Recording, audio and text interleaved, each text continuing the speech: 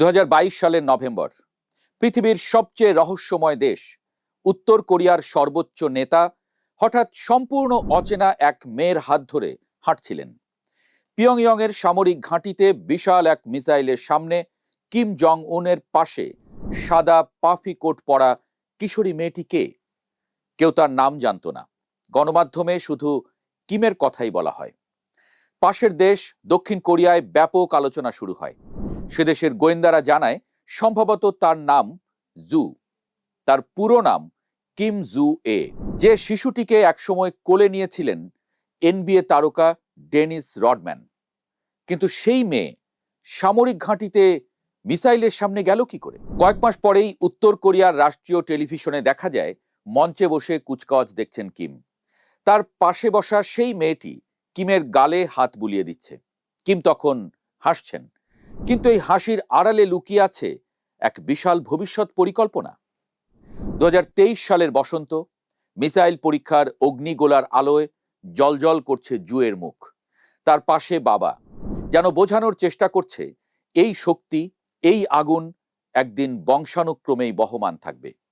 তারপর নৌ command, নাবিকদের salute, সামরিক মানচিত্র। একজন কিশোরীর জন্য এ কি অস্বাভাবিক অভিজ্ঞতা।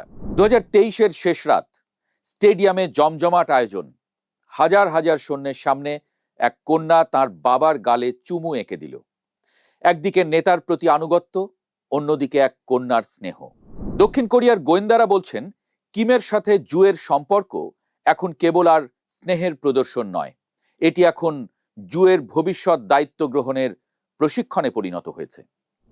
কারণ 2024-এর পর থেকে গত 2 বছর ধরে উত্তর কোরিয়ার মিডিয়া জুড়েই জু। হাইপারসনিক মিসাইলের নিয়ন্ত্রণ কক্ষে বাবার হাতের রিসিভার স্পর্শ করছে জুয়ের হাত। পিয়ংইয়ং এর রুশ দূতাবাসে কূটনৈতিক অনুষ্ঠানে জু হ্যান্ডশেক করছেন রাষ্ট্রদূতের সঙ্গে। 2025-এর জুনে কিমের বেইজিং সফরে তার পাশে আর কেউ নন, জু। বিশ্বের সবচেয়ে শক্তিশালী 2 কমিউনিস্ট রাষ্ট্রের বৈঠকের মাঝে জুয়ের অবস্থান। দক্ষিণ কোরিয়ার রাজনীতিবিদরা বলছেন চীন সফরই প্রমাণ করে দিয়েছে কিমের উত্তরাধিকারের লড়াই শেষ। চামড়ার বুলেটপ্রুফ জ্যাকেট আর কঠিন চোখ, বাবার সঙ্গে জুয়ের প্রতিটি কার্যক্রম মনে হয় 1000 বার রিহার্সেল করে আসা। একদম নিখুঁত। তার দাঁড়ানো, বসা, কথা বলা, হাসা, হাততালি দেওয়া, সবকিছু মাপা। এখানেই রহস্য, 14 বছরের এক কিশোরী কিভাবে এত দ্রুত শিখে ফেলছে কঠিন শাসনের ভাষা। উত্তর কোরিয়ার টেলিভিশনে জু এখন আর অতিথি নন, তিনি নিয়মিত মুখ। একবার গাছ লাগাচ্ছেন, একবার সৈনিকদের পরিবারের সঙ্গে, আবার মিসাইলের কন্ট্রোল রুমে, আবার ফায়ারিং রেঞ্জে রাইফেল চালাচ্ছেন, ট্যাঙ্ক চালাচ্ছেন। দক্ষিণ কোরিয়ার গোয়েন্দা সংস্থার হিসাবে বিষয়টি এখন আর গুজব নেই। বলতে গেলে সরাসরি জুকে নিজের উত্তরসূরি নির্বাচিত করেছেন কিম। কেন এত তাড়াহুড়ো? কিম জং উন এত অল্প বয়সেই কেন তার কন্যাকে সামনের সারিতে নিয়ে আসছেন? উত্তর কোরিয়ার ইতিহাসে প্রথম নারী নেতা কি বসতে চলেছেন পিয়ংইয়ং এর মসনদে? উত্তর কোরিয়ার গণমাধ্যমে জুকে বলা হয় কিমের সবচেয়ে প্রিয় সন্তান, কিন্তু তিনিই কি একমাত্র সন্তান? দক্ষিণ কোরিয়ার গোয়েন্দারা বলছেন কিম জং উনের সম্ভবত আরও একটি পুত্র সন্তান রয়েছে, যে বয়সে জুয়ের চেয়েও বড়। কিন্তু সেই পুত্রকে কখনোই প্রকাশ্যে আনা হয়নি। কেন? গুঞ্জন আছে পুত্রের মানসিক সক্ষমতা নিয়ে প্রশ্ন আছে। কিন্তু এখানেই বড় প্রশ্ন, উত্তর কোরিয়ার চরম পিতৃতান্ত্রিক সমাজে একজন নারী নেত্রীকে গ্রহণ করবে কি সেনাবাহিনী? প্রবীণ জেনারেলরা কি এক কিশোরীর প্রতি প্রাণপণ আনুগত্য করতে রাজি হবেন? মাত্র 40-এর কোটায় পা দিয়েছেন কিম জং উন। তাহলে উত্তরসূরি নির্ধারণের এত তাড়াহুড়ো কেন?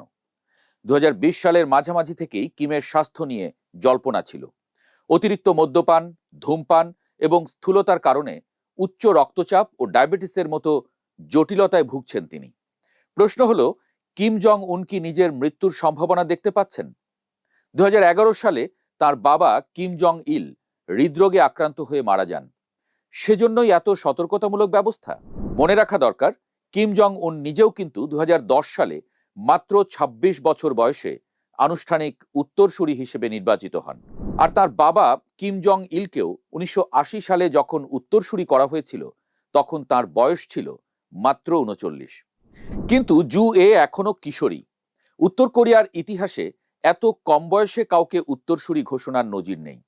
কিন্তু কোনো কারণে যদি কিম না থাকেন এবং জুই যদি তার উত্তরাধিকারী হন, তাহলে তার সামনে প্রধান বাধা হয়ে দাঁড়াবেন তার আপন ফুফু কিম ইয়ো জং।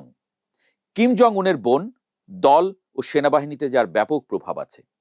দক্ষিণ কোরিয়ার গোয়েন্দা সংস্থার সাবেক উপপ্রধান রা জং ইল সতর্ক করে বলেছেন, জু এ যদি উত্তরসূরি হন, তাহলে ইয়ো জং ক্ষমতার লড়াইয়ে নামতে পারেন।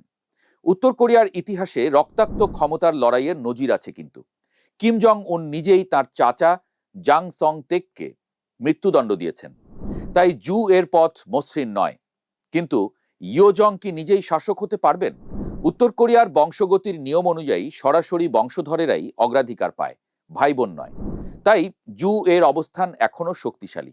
তবে কিম ইয়ো জং যদি নিজেকে কিম জং ইলের উত্তরাধিকার ঘোষণা করেন এবং পার্টির সমর্থন পান, তাহলে খেলাটা অন্যরকম হতে পারে। তবে উত্তর কোরিয়ায় ক্ষমতার মূল চাবি সেনাবাহিনীর হাতে। এটা কিম খুব ভালো করেই জানে। সেজন্যই জুকে সেনাবাহিনীর সাথেই বেশি সময় কাটাতে দেখা যাচ্ছে। ট্যাঙ্ক চালাতে, রাইফেল ছুঁড়তে, মিসাইল পরীক্ষা পর্যবেক্ষণ করতে, কিংবা অবসরপ্রাপ্ত সেনা ও সেনা পরিবারের সাথে সময় কাটাতে। এসব নিছক কৌতূহল নয়, এটি এক কৌশলী বার্তা। কিম বোঝাতে চান, আমার মেয়ে সামরিকভাবে সক্ষম এবং সেনাবাহিনীতে তার জনপ্রিয়তা আছে। একই সঙ্গে সাধারণ মানুষের মন জয় করার জন্য তাকে জনগণের কাতারেও নামিয়ে দেওয়া হয়েছে। হাউজিং কমপ্লেক্সে বাসিন্দাদের সঙ্গে কথা বলা, চিড়িয়াখানায় কুকুরছানা আদর করা, এসব তার জনপ্রিয় ছবি গড়ে তোলার অংশ। তারপরেও প্রশ্নটা থেকেই যাচ্ছে, একজন কিশোরীর প্রতি সেনাবাহিনীর বৃদ্ধ জেনারেলরা কি আস্থা রাখতে পারবেন? তবে জু এ তো আর এখনই উত্তর কোরিয়ার দায়িত্ব নিতে যাচ্ছেন না। আরও অন্তত কয়েক বছর সময় আছে তার হাতে। এর মধ্যে নিজের পড়াশোনা শেষ করার পাশাপাশি আন্তর্জাতিক মহলের সাথে সম্পর্কও বাড়াবেন। পিয়ংইয়ংয়ে রাশিয়ান অ্যাম্বাসিতে গিয়ে রাষ্ট্রদূতের সাথে কথা বলেছেন। আবার চীন সফরে গিয়ে চীনের শীর্ষ নেতাদের সাথেও আলাপ হয়েছে তার। ধীরে ধীরে আমেরিকা, দক্ষিণ কোরিয়া ও জাপানের সঙ্গে কূটনৈতিক সম্পর্কেরও তালিম নেবেন তিনি। কোরিয়ার রাজতন্ত্রের অবসানের পর থেকে সমাজতন্ত্রের নামে নতুন রাজতন্ত্র প্রতিষ্ঠিত হয়েছে। 1948 সাল থেকে কোরিয়ার প্রধান নেতা ছিলেন কিম জং উনের দাদা কিম ইল সং। এরপর দায়িত্ব নেন কিমের বাবা কিম জং ইল। এরপর নিজের মেয়েকে বসাতে চান ক্ষমতায়, অর্থাৎ কিম রাজবংশের চতুর্থ প্রজন্ম হবেন কিম জু এ।